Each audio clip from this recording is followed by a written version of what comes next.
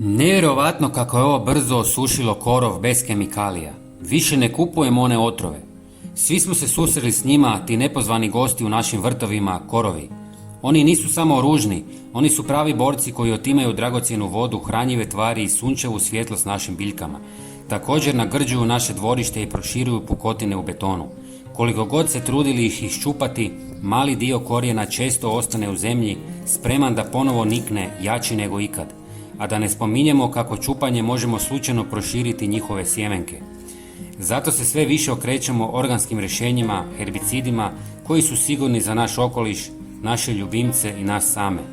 U ovom videu pokazat ću vam kako napraviti nevjerojatno jeftin, učinkovit i potpuno netoksičan herbicid koristeći sastojke koje vjerojatno već imate kod kuće.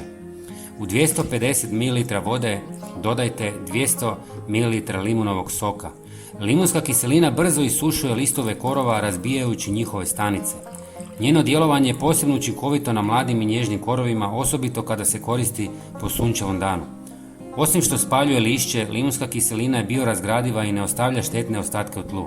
Također možete koristiti i ocat ako vam je limun preskup. Limun i ocat špricate isključivo po korovu. Zatim dodajte 1 žlicu soli jer uništava korov tako što izvlači vlagu iz stanica biljke i ometa ravnotežu hrane i tvari što dovodi do njenog sušenja i odumiranja. Posebno je učinkovita kada se nanosi direktno na korijen ili pukotine između ploča. Međutim, treba je koristiti isključivo na korov jer može trajno oštetiti tlo i zabranjeno je sipati sol i ocat direktno na tlo. Treći sastojak je organski sapun koji pomaže da se aktivni sastojci bolje vežu za listove korova i prodru u njihovu strukturu, što pojačava njihovo djelovanje. Također olakšava razlaganje voskastog sloja na površini lista, što korovu otežava zaštitu. Osim toga, sapun omogućava da se mješavina ravnomjernije rasporedi i dulje zadrži na biljci.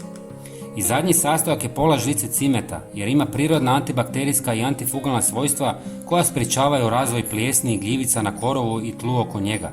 Također djeluje kao snažan repelent koji odbija sve insekte i štetnike, uključujući komarce koji bi se inače zadržali na osušenom korovu. Osim toga, cimet usporava rast korova i pomaže da okoliš oko biljaka ostane zdraviji. Procijedite smjesu i ulite u prskalicu. Korov prskajte samo tijekom najintenzivnijeg sunčeveg svjetla, jer tada sredstvo najbolje djeluje. Pogledajte kako korov nestaje već nakon nekoliko sati. Prezadovoljan sam. Nadamo se da će vam ovaj recept olakšati borbu protiv korova. Javite nam u komentarima odakle nas pratite. Hvala vam na podršci i srdačan pozdrav!